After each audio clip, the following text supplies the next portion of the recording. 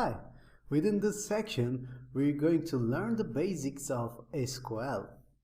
So I have heard people pronouncing this SQL or SQL. You're more than welcome to choose your own way of pronouncing. I'm going to refer this as SQL. So this is structured query language, and it allows us to communicate with the databases on the servers. And within the next section, we're going to focus on how to gather information from the database. And in order to do that, first we have to understand the basics of this language. So within this section, we're going to focus on the simple commands of SQL. So now if you're ready, let's get started. Hi, within this section, we're going to focus on SQL knowledge. And within this lecture, we're going to see what SQL really is. So as you might know, most of the websites actually use databases to store their information. So databases are used in order to store some data like usernames, passwords, credit card information, personal information of users, or any other data, any other variable that you might think of needs to be stored. So most of the websites have their databases on their server. And we use SQL, we use structured query language in order to write some data or read some data to databases and from databases. So it allows us to interact with the database. So later on, within the following section, we're going to focus on SQL vulnerabilities so that we can find a way to run some SQL codes and retrieve or write data to databases of the vulnerable websites. But before we do that, we have to know how to work with SQL. So within this section, we're going to learn about the fundamentals of the SQL. So I'm going to stop here, and following the next lecture, we're going to start learning about SQL, and we're going to practice writing or reading some data from and to databases. Hi! Within this lecture, we're going to see the fundamentals of SQL and what it is used for in the real life examples. So I went into some website called SQLiteOnline.com. So in fact, we're going to use a simple version of the SQL running online in order to test some codes. And I found it by searching in Google SQLite Online, SQLite Online Browser, SQLite Online Examples, and it turns out there are a lot of websites providing these services, but this website is totally free and it is working well. So I have chosen this one, SQLiteOnline.com. So in the left pane, you see our database, okay? We have a table in our database called demo. So you can think, what is a table? So think your database like an Excel file, okay? So if you open an Excel file, what you will see first? You have to create a sheet in order to write some data into rows and columns. Remember? So this table is kind of a sheet in an Excel file. An Excel file itself is the database. So this is only an example, but you can see the representation. So our table is the sheet and our database itself is the Excel file. And in our table, in our sheet, we have some columns like this, and we have some rows like this. So this is nothing different than a simple Excel sheet, okay? So we have a column in here called ID, and we have a column in here called name. Let me zoom in a little bit so you can see it better. So this is the first column, this is the second column, and this is the third column. and we have the values in here, okay? So this is the first value, this is the first row of ID column. And in the name column, we have the first value, we have the first row as SQLite, so they are all dummies, okay? When you first open SQLiteonline.com, it gives you these values by default. So these are dummy values. We can actually change them. And we have a column called hint, and we have some dummy values here as well. So this is what an actual database looks like in a real life example. So in a real life website, you would see columns like ID, username, user password, user credit card information, and so on. But remember that this is an Excel file, okay? And this is a sheet, and these are the columns and the rows of an Excel file. If you consider this database as an Excel file, I believe you can understand it easily. And in the top pane here, you see some codes. Let me zoom in a little bit. So as you can see, it says that select star, and star means everything. Select everything from demo, and demo is our table name. So when we run this command, we see the results in here, okay? So these are the everything. This is all the values that are stored in the demo table. So right now, our main goal is to learn how to run these commands, how to write some SQL code in order to retrieve data, in order to write some data, and if delete or update data if necessary. So I'm going to stop here and teach you how to do that in the following lecture. Hi, within this lecture, we're going to see how to add some data to database and how to read some data from database all together. So when we write a command in here, if we click on run, it will run this command and display the result in here. Right now, we are saying select everything from demo, and if I hit run, it will display the result down here. And it is in fact the result because it displays all the recorded variables, all the recorded values within this database, and we want that to happen because we have written down select everything from demo. So let me zoom in a little bit more so we can see it better. Now, first thing that I want to do is to add another record in this database. And as I said before, we have three columns. We have ID, we have name, and we have a hint. And we have to give values to each columns when we try to store a data in this database.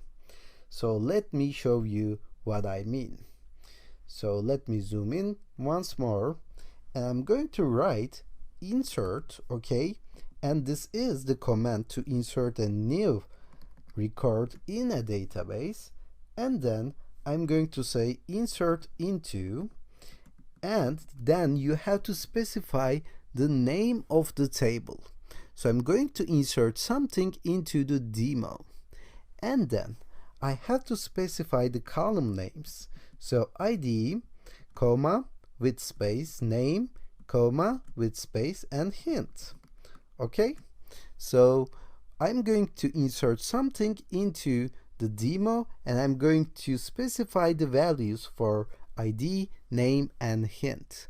And these values will be what?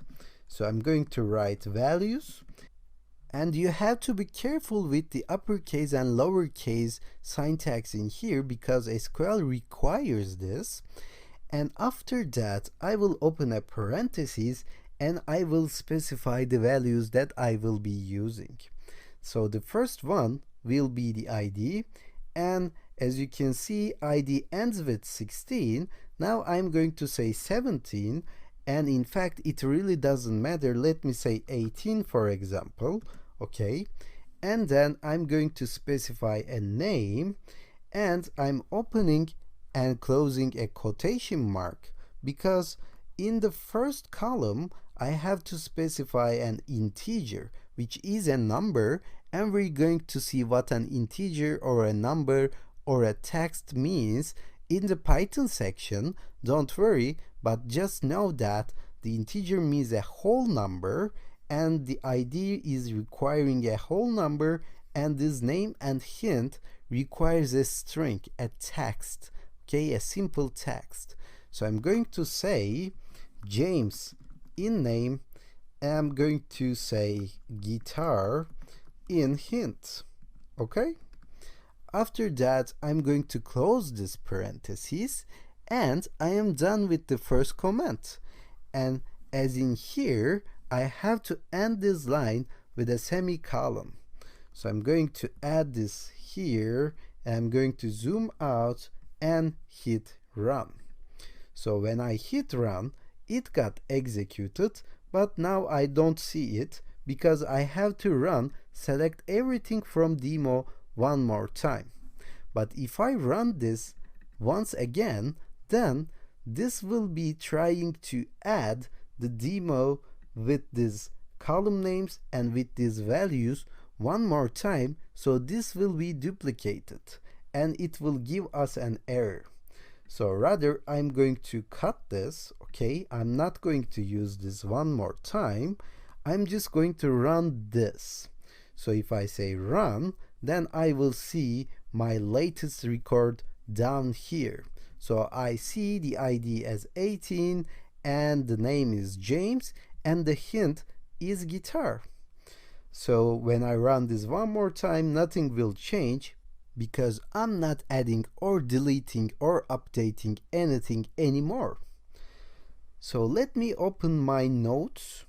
So you can do that with some simple text or some leaf pad or whatever text editor you have in your own operating system, and I'm going to copy this comment that I have deleted, I have cut from here in order to take some notes.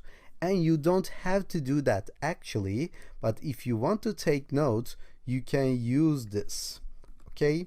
And I'm going to copy this as well, and I'm going to paste it in here, and at the end of this section I'm just going to give all of these comments to you. Maybe you can try to run this on your own in your own spare time.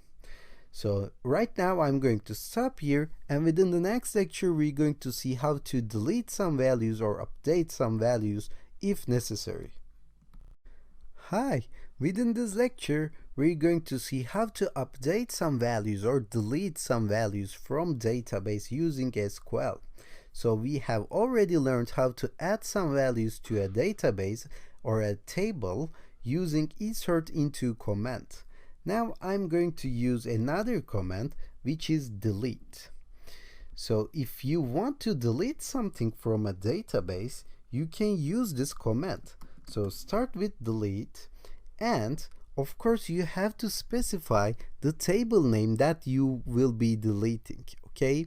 And you have to be careful at this, because if you delete something without filtering any values, you may end up with deleting everything in a database. Because I'm going to say delete from demo, and if I don't add any more parameters, it may give any error, or it may just delete everything in this demo database.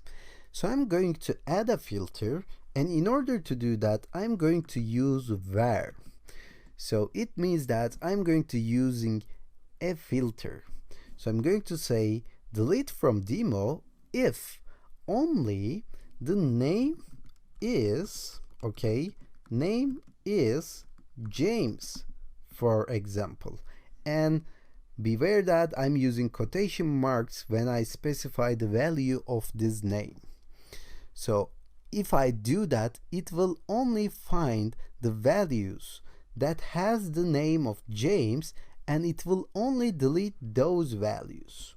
So let me add the semicolon to the end and run this. So let me zoom out and run. So I have run this, but I still see the below, okay, because I didn't run select everything from demo afterwards. So I'm going to do that again. I'm going to cut this and I'm going to add it in my notes, and then I'm going to run this one more time, and as you can see, we don't have the 18th ID anymore. It just deleted it. So this is how you delete a value from a database. But sometimes maybe you just want to update the value rather than deleting it. So let me run insert into command one more time to have an example in here. Okay, insert into demo, and remember how we did that. I just have to say I'm going to add ID, name, and hint, and the values will be 18 or 17 this time, okay, and the name is Atil, and the hint is tests. So let me close this parentheses and run this, and let me delete this line. If I run this one more time, I will see my latest record has been added to my demo database.